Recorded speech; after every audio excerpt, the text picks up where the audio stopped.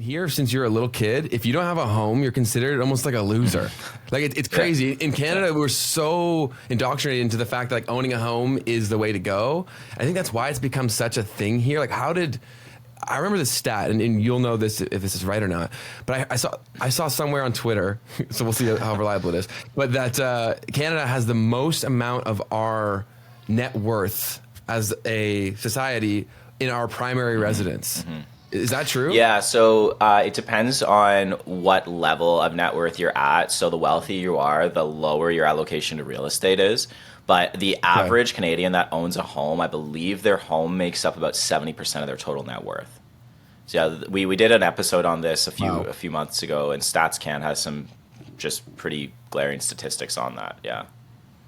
That's insane. Yeah, it's a cultural thing for one, and then also I know that everyone outside of Canada sees our market because we do focus on it so much. They see it as a safe investment. So I know we had a massive problem with foreign investment where so many people were just buying homes here and not even living in it. And I saw that firsthand because I grew up in a town called Oakville, and it's a very expensive town. And so I'm sure from an outsider's perspective, whoever these people were saw it as a good buy. And so I remember when I was in high school, homes were being purchased quite frequently and no one was moving in. It was actually so strange. And so we get to this place now where there's people with like 5-10 homes and you and I can't buy our first home. So is there a bubble here and when will it pop if there is one? That's a good question. And it's tough to say if there's a bubble because when you look at, pricing in Toronto and Vancouver, they're more expensive, but they're not much more expensive than when you look at like New York and you look at Sydney and some of the major international hubs. But it's tough to say if there's a bubble. Canada is so dependent on real estate as part of our market that would the Bank of Canada let that bubble burst if it was, right? Now, the Bank of Canada has sounded alarm bells before on these issues, on issues of productivity, on issues of real estate, that there is some issues here. It's tough to predict whether or not housing prices are going to collapse. I have there's some philosophical issues that I have with kind of how the real estate market is set up and how it's marketed and how it's how things work here. But I think basically we have two generations here. We've got the boomer generation who's retiring and whose home is the majority of their net worth, and then you've got the millennial generation and even like the sandwich generation, the Gen Xers, who are basically like, well, I either need to upgrade my current home because my family's grown, or I need to get in my first home if you're a millennial. And we've got these diametrically opposed generations. One wants real estate prices to stay high because that's the majority of their net worth, and the other wants real estate prices to come down because that's their entry in. Like, what do you do? And it doesn't seem to me like prices are necessarily going to crash. I mean, I think the last 3 years they came down like 15% in Toronto. So, I mean, that's a decent amount to come down, but we're still nowhere near where we were like 2018, 2017, right? So who's to say? And the bigger part here, who cares if real estate, I mean, obviously we care, but like if incomes rose at the same rate as real estate prices did, then we wouldn't really have this issue. So to put it in perspective, Ben, when you look at like 2004, the median income and the median home price was 4 times the median income. Okay. So yeah, like pretty simple to understand. If you look at today, the median home price is about 8 to 10 times the median income.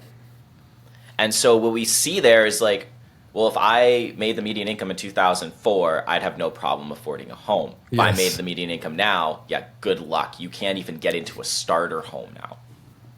It's madness, man. And I try to explain this to my American friends because I go to Florida for a bit of each year. Nice. And their markets become a lot more expensive too.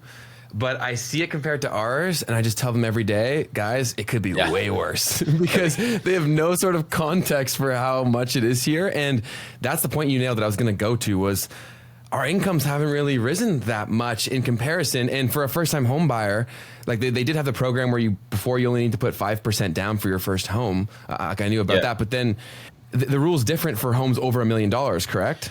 Yeah, so they changed the rules so basically the reason why you could put 5% down, and many people don't know this, they just think it's like kind of this arbitrary, system or a number. But essentially, banks always will look at the risk profile of any transaction, any loan, right? So when you have a loan that's a big loan like a mortgage, the banks want security that you'll be able to pay this back, and they want to have a buffer on what they can take as security. So for example, if banks offered zero down payment loans, right? So basically you don't need to make any down payment. So I'm going to give you a loan for $1 million just based on your credit rating. Okay, so for example there. Well, let's say the first year you're actually a really bad loan applicant, you lose your job or something out of your control happens.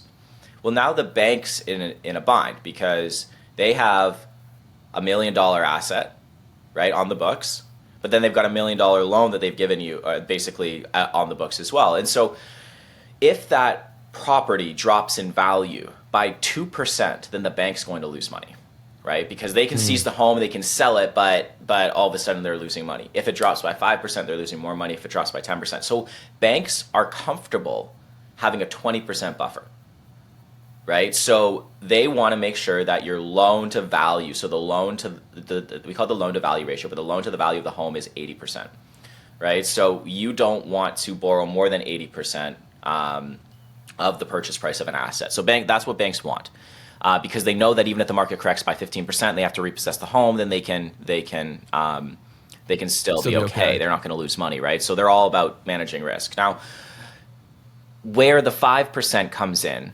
is that a lot of banks understood this was a problem obviously back in the day, and banks went to the government for this problem. That they understood, and people asked for high ratio mortgage. We call high ratio mortgage any mortgage that borrows more than 80% of the value of the property you're trying to buy.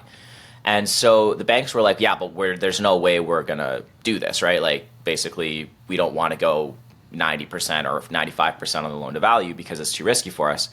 So then CMHC stepped in, which is the Canadian Mortgage and Housing Corporation. And they're basically an insurance company that pays the banks on default of the borrower on high ratio mortgages. And so basically the banks force consumers that put less than 20% down on a home to buy the insurance that will cover the bank if the consumer were to default. And that's why banks basically say, okay, well now you only need to put 5% down. So to mitigate some of this risk, the government kind of stepped in and put provisions saying, well, you can't put 5% down on a $2 million home. That's just too much leverage. We don't take that risk, right? That's too risky because everyone would just start to do that if that was the case. So they said, okay, 5% on the first 500,000, right? 10% on the difference between 500 and a million, and then 20% over a million. But now they changed that because CMHC refused to insure because it was too high risk for them. They didn't insure mortgages over $1 million up until about a year and a half ago. Maybe it was a year ago. And now they're insuring mortgages. I believe it's up to $1.5 million, which means you can put less than 20% on larger properties now, which I don't know if is a good idea. I don't know if that's a good idea. That was going to be my next question. So where does that go?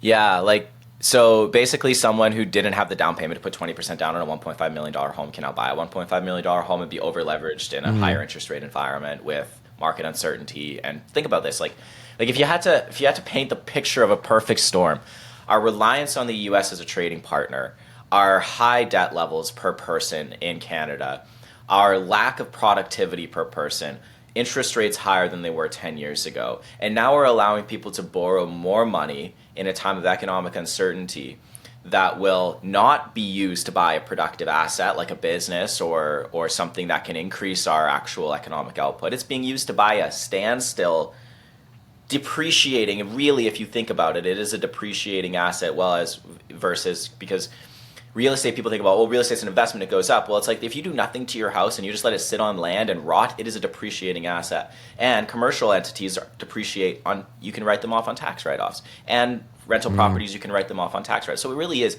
I'm buying a non-productive asset here and I'm borrowing money to do it.